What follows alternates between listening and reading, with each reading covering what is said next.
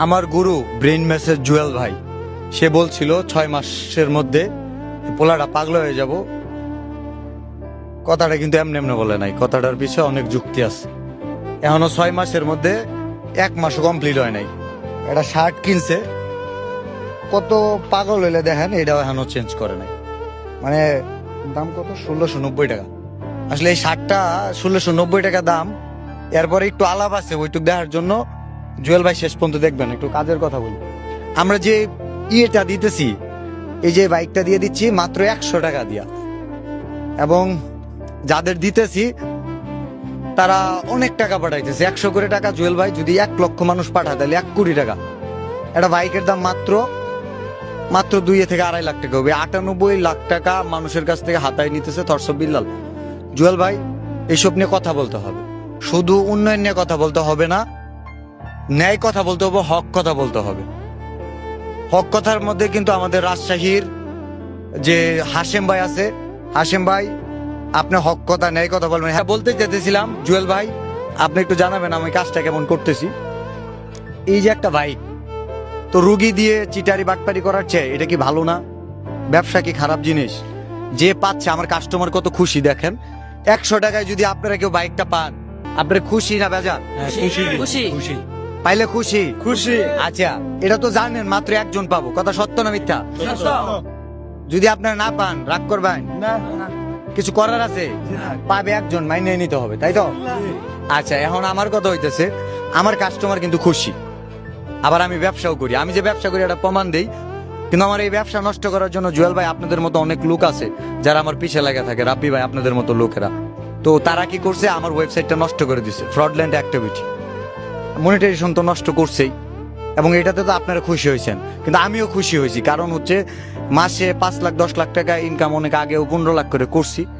আসলে যে বড় মাছ ধরে অভ্যাস, এর কাছে ছোট মাছ পোনা মাছ ধরে না ভাই। আমারও সেম অবস্থা হয়ে গেছে। লাখ লাখ টাকা কামাইছি কিন্তু কোটি কোটি টাকা ইনকাম করি নাই। তো আপনারা সেই ব্যবস্থা করে দিচ্ছেন, ওয়েলকাম এবং থ্যাংক ইউ।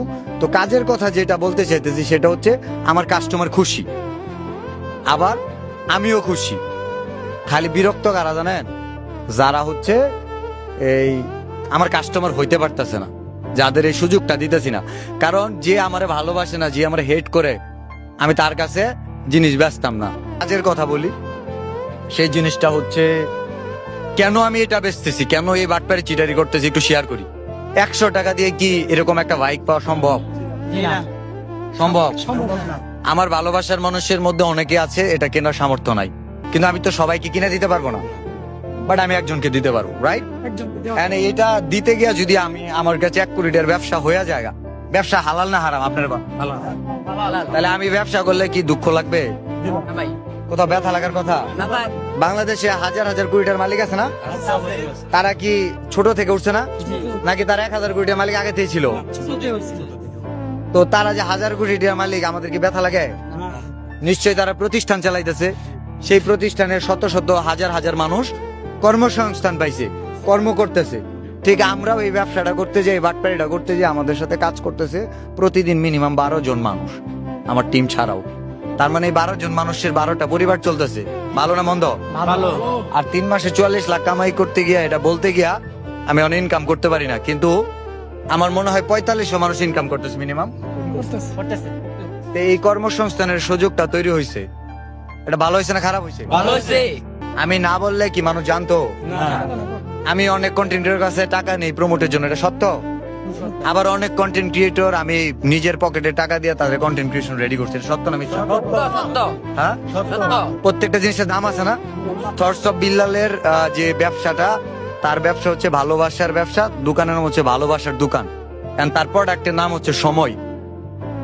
যেই ভালোবাসার মানুষরা বুঝে থরসব বিল্লাল সময়ের দাম আছে, শুধু তারা সময়। আমি কি বেচি জানেন? আমি কি বেচি? সময় বেচি। কি বেচি? সময়। সবাই মনে করতেছে বিল্লাল ভাই গাড়ি দিয়ে দিতেছে, না, আমি আমার সময় দিতেছি। এটা আমি 3 দিনে ইনকাম করছি। কয় দিনে?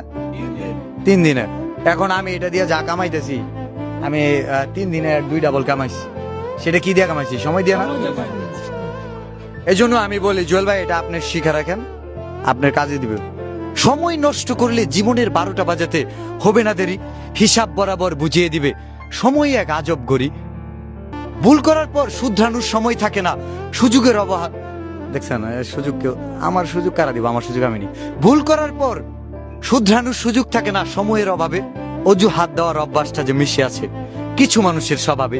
গড়ি থেমে গেলেও সময় থামে না, চলে আপন গতিতে। ঘুরে দাঁড়ানোর সাহস থাকলে তুমিও সফল হবে, যা কিছুই হোক না অতীতে। তো জুয়েল ভাই ব্রা ব্যবসা বন্ধ হয়েছে, তাতে কি হয়েছে? অন্য একটা ব্যবসা স্টার্ট করেন বা কাজ করেন।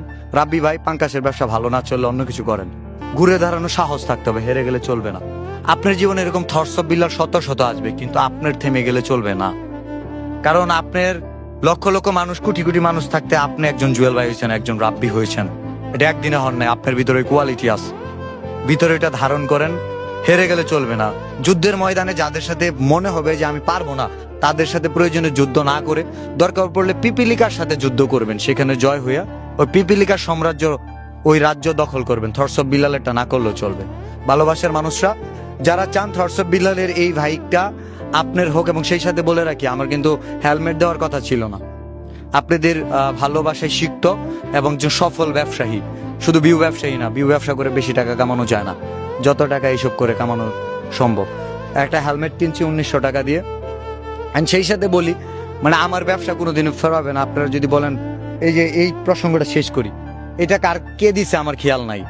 আমি যদি বলি যে কারো পছন্দের শার্ট পরবো, শার্টের দাম যদি 1000, আমি বলি যে 10,000 টাকা দিতে, বা আপনার শার্টটা আমি একদিন পরবো, তবুও দেওয়ার মতো লোক আছে না ভাই? আছে অবশ্যই। সোহেল ভাইরে বলেন 10,000 টাকা আর একটা শার্ট দিতে পরবো অবশ্যই। এন্ড সেই সাথে বলি, 2 পায়ের 2 জুতা পরতাম। এই যে লাডি নিয়ে খাড়াই আছে, ও জুতা এক জোড়া ওর লেগিংস, এক জোড়া আমার লেগিংস। এবং শুধু সেটা না, এই ফুলগুলা যে আজকে রেডি হয়েছে, এই ফুলগুলা যে দোকানে গিয়ে ই করছে, দোকানদারে টাকা নেয়নি। বুঝতে পারতেছেন? এই যে একটা ব্যানার টাকা নিতে চায় নাই, পরে খুশি করে কিছু দিয়ে আসছে আর কি।